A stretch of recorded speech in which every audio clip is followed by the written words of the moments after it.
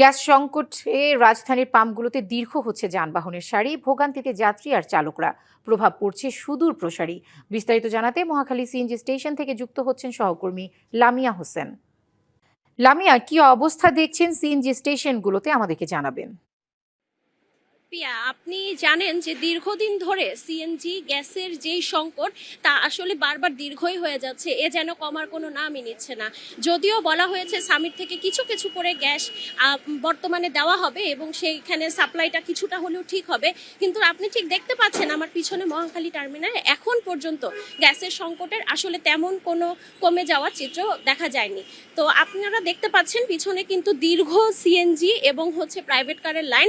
এখানে দেখা যাচ্ছে সিএনজি চালক এবং অনেক ক্ষেত্রে উবার ড্রাইভার যারা দীর্ঘ সময় লাইনে অপেক্ষা করেও আসলে গ্যাস নিতে পারছেন না।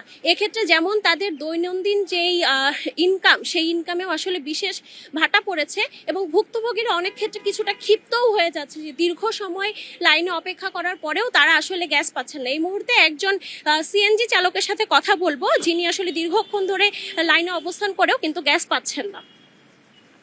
আপনি কতক্ষণ ধরে অপেক্ষা করছেন এবং গ্যাসের সার্বিক কি চিত্র দেখতে পাচ্ছেন, এতে আপনাদের ভোগান্তির কি হচ্ছে? বাংলা কিউআর যেখানে, নগদ পেমেন্ট সেখানে। সারা দেশে 10 লাখেরও বেশি মার্চেন্টে নগদে পেমেন্ট করুন খুব সহজে।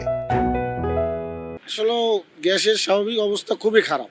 যেমন আমি রাত্রে 3টা বাজে ঘুমিতে করছি গ্যাস নেওয়ার উদ্দেশ্যে। এই 3টা থেকে এই পর্যন্ত আমি অনেক পাম্পে গেছি, দীর্ঘ পাম্প, অনেকগুলো পাম্প বন্ধের ক্ষেত্রে আমরা কি ভোগান্তিতে পড়ি যে আমরা কোথাও গ্যাস পেতেছি না। এই যে দেখেন, ওইখান থেকে এই মহাখালী রেলগেটের এখান থেকে ওই পাশের থেকে ওই মসজিদের এখান থেকে সিরিয়াল দিয়ে আস্তে আস্তে কত ঘন্টা লাগে, তারপরে ওইখানে 60 টাকা 70 টাকার গ্যাস ঢুকে।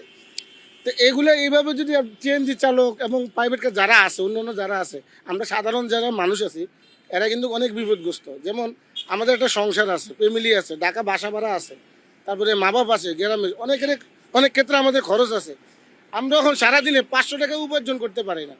আমাদের গাড়ির জমা হয়েছে 1600 টাকা, দুই হাতে ড্রাইভারের গাড়ি চালায় 1600 টাকা জমা, তাই আমরা গ্যাস পাইতেছি না। জমাটা কিন্তু ঠিকই আমরা মালিকেরই দিতে দিতে বাধ্য হইতেছি। এখন আমরা পেটের দায়িত্ব বাড়িতেছি, যদি আমাদের ওইরকম অর্থ থাকতো তা আমরা বাড়িতাম। এগুলো তো সরকারের দেখা উচিত, কিন্তু সরকার এগুলো কেন দেখতেছে না বুঝতেছি না। একদিন দুদিন তো এই সমস্যাটা না, সমস্যা তো অনেক দিন। সেই ক্ষেত্রে সরকার যে কোনো একটা পদক্ষেপ যদি নেয় আমাদের জন্য অনেক ভালো। সরকার চাইলে রাতে রাতে একটা সিদ্ধান্ততে হেরা আসতে পারে, কিন্তু সরকার তো আসতেছে না। সরকার তো জনগণের দুঃখ বুঝতেছে না। সরকার জনগণের দুঃখ বুঝতে না, এই জন্য বলছি যে জনগণ যদি দুঃখ বুঝে, সরকার তো এগুলো দেখতেছে, বুঝতেছে, একটা সমাধান করতো। যে কোনো জিনিস আপনি যদি গ্যাস না দেন, আপনি যদি দাম বাড়ান, গ্যাস দিবেন না, বেশ ভালো কথা, আপনি বন্ধ করে দেন, আমরা আসবো না। প্রিয়া, আপনারা দেখছিলেন যে আসলে ভুক্তভোগীদের যে চিত্র, তারা আসলে অনেক বেশি সাফার করতেছে এবং একটা বিষয় যেটা যে তাদের সংসার এবং জমা থেকে শুরু করে সেই টাকাই যেন তাদের উঠছে না। তো এই ছিল আমার কাছে সর্বশেষ। প্রিয়া, মহাখালী থেকে আমার কাছে এই পর্যন্ত এই সর্বশেষ। ধন্যবাদ। ধন্যবাদ লামিয়া।